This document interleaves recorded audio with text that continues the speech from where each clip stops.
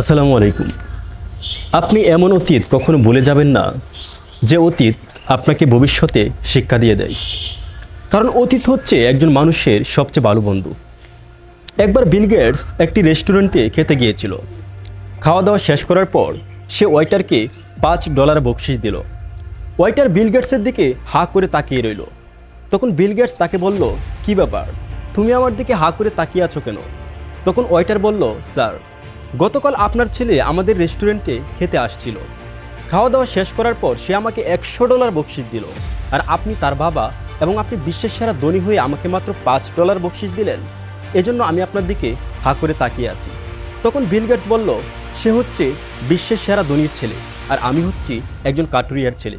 সুতরাং আপনি এমন অতীত কখনো ভুলে যাবেন না যে অতীত থেকে আপনি উঠে এসেছেন। তাহলে আপনি অহংকারী হয়ে যাবেন, আর অহংকারী মানুষ পৃথিবীতে বেশি দিন টিকতে পারে না। সুতরাং অহংকারমুক্ত জীবন গড়ুন, জীবনে ভালো থাকবেন। তো নিজেও ভালো থাকুন, অন্যকে ভালো রাখুন।